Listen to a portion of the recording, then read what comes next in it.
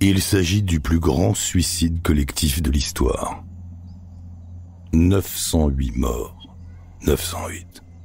Le spectacle que découvrent les premiers soldats et journalistes arrivés sur place est un cauchemar. Imaginez, une clairière dans une forêt tropicale, et au centre de cette clairière, des centaines de corps. Des hommes, des femmes, des enfants, beaucoup d'enfants, 300 gosses. Les cadavres sont couchés par paquets ou par grappes les uns sur les autres, enchevêtrés. Une image de l'enfer, une image repoussante, grotesque. Les couleurs vives des vêtements tranchent sur le vert du gazon, et ça pue, une odeur pestilentielle. Les morts pourrissent. Autour des corps, des dizaines de petits gobelets en carton jonchent le sol. Ils contenaient un cocktail létal fait de cyanure et de jus de fruits que tous ont bu. Enfin, presque tous, car certains récalcitrants au dernier moment à l'idée de se donner la mort ont été abattus ou égorgés. Le maître de cérémonie lui-même s'est tiré une balle dans la tête. Enfin, on l'a retrouvé ainsi. On conclut au suicide, mais on n'en est pas certain. Il se nommait Jim Jones. De ce côté-ci de l'Atlantique, son nom n'est pas très connu. Mais aux États-Unis, c'est le diable en personne.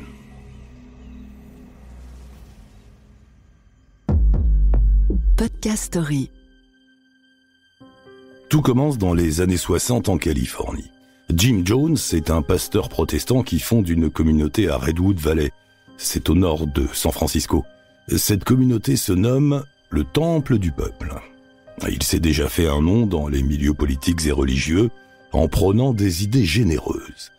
Il est contre le racisme, il veut monter une église ouvertement multiraciale accueillant aussi bien les blancs que les noirs. Ça a l'air évident aujourd'hui, mais ça ne l'était absolument pas dans l'Amérique ségrégationniste des années 60. Jim Jones prône aussi la justice sociale, le partage des richesses, la mise en commun des biens. Ça aussi, c'est plus qu'original. Il en réfère à Mao, Marx et Jésus-Christ. C'est un peu n'importe quoi, mais dans une époque de rébellion douce. Rappelons que nous entrons dans les années hippies du Flower Power, et ça passe. Son côté généreux, l'aide aux nécessiteux et la lutte contre le racisme lui attirent des relations politiques. Il est notamment soutenu par Rosalynn Carter, la femme de Jimmy Carter, futur président des États-Unis, démocrate et pour l'instant sénateur. Il est aussi soutenu par le ministre de la Santé, par le vice-président des États-Unis et par le maire de San Francisco. Bref, tout va bien pour Jim Jones, qui apparaît comme un homme charitable et pris d'humanisme et de justice sociale. Ça ne va pas durer.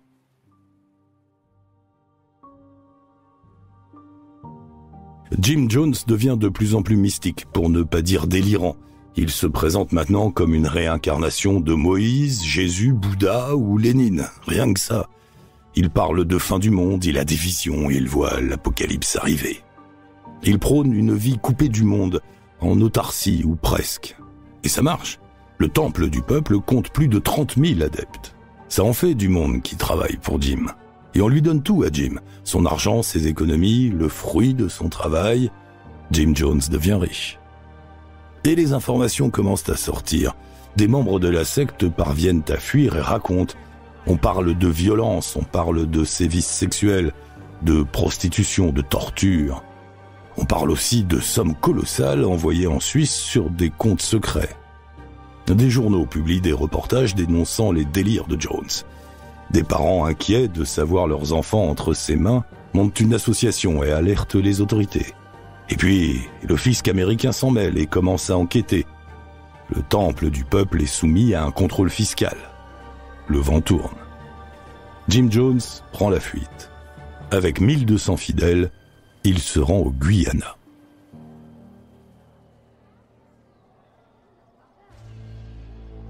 Le Guyana est un petit pays d'Amérique du Sud, frontalier avec le Brésil, le Suriname et la Colombie.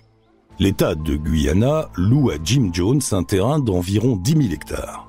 C'est là, en pleine forêt, que le gourou veut créer sa société idéale. Nous sommes en 1977.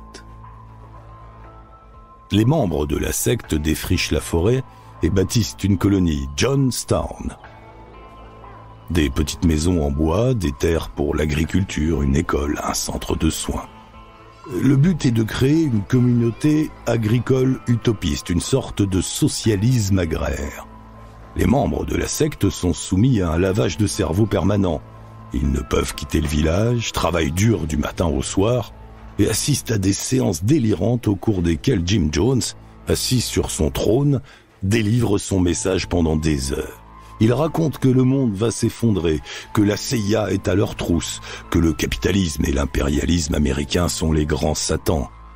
À Jonestown, on sombre dans la paranoïa et une sorte d'armée est montée avec les fidèles des fidèles qui deviennent les gardiens de ce qui ressemble de plus en plus à un camp de rééducation politique. Oui, on passe du kibbutz au goulag avec en prime des viols, de la pédophilie et des soupçons de trafic de drogue et d'armes. Jim Jones, qui est lui-même complètement accro aux amphétamines et aux anxiolytiques, règne sur une communauté de zombies épuisés par le travail, déracinés, perdus dans des croyances absurdes, complotistes, complètement soumis psychologiquement et physiquement, car le moindre écart, le moindre doute est puni par la torture, par l'enfermement et par des séances d'électrochoc. Et le pire est à venir.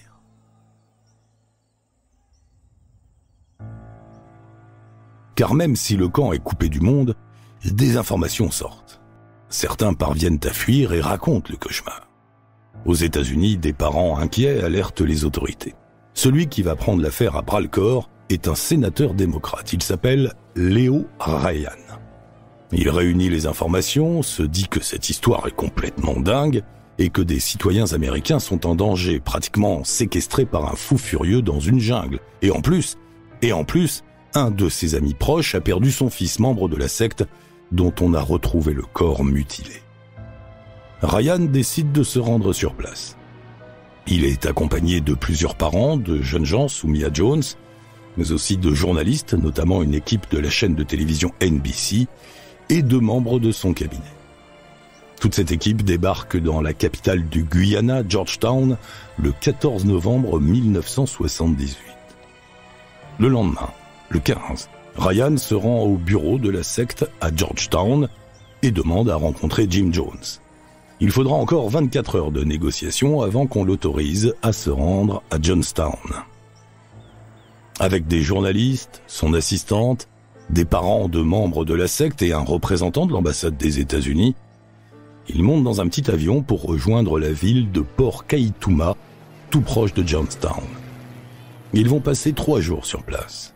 Ils visitent la colonie, l'école, les champs où l'on travaille semble-t-il dans la bonne humeur, les cantines, les crèches. On leur présente une image idyllique de la communauté. Mais certains adeptes laissent à Ryan des petits messages griffonnés sur des bouts de papier où lui parlent discrètement, il l'implore, il lui demande de l'aide, il le supplie de les ramener avec lui aux États-Unis. Finalement, le 18 novembre, l'équipe de Ryan, les journalistes et 15 membres de la secte montent dans un camion pour rejoindre l'aéroport. Ils arrivent sur le tarmac en fin d'après-midi. L'avion est là qui les attend.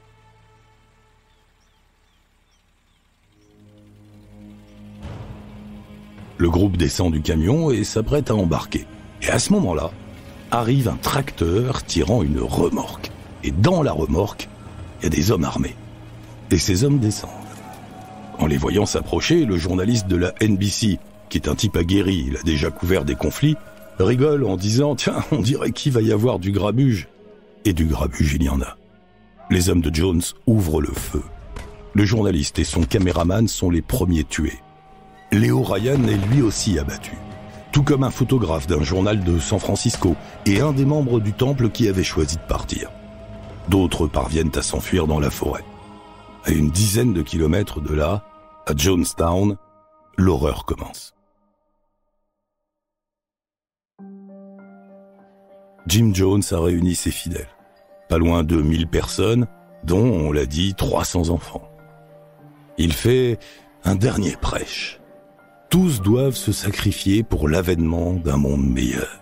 Leur mort ouvrira une nouvelle voie à l'humanité. Les adultes boivent un mélange de cyanure, de Valium et de jus d'orange qui leur est distribué dans des petits gobelets en carton.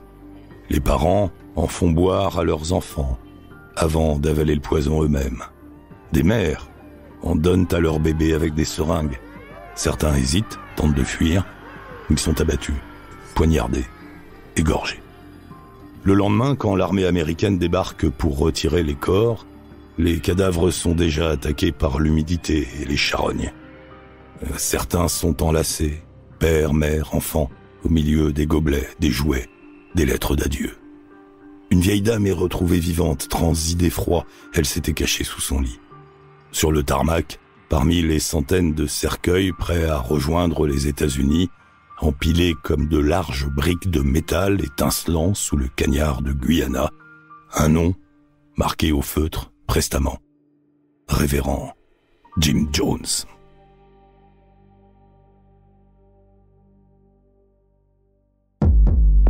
Podcast Story. On a tous une histoire à écouter.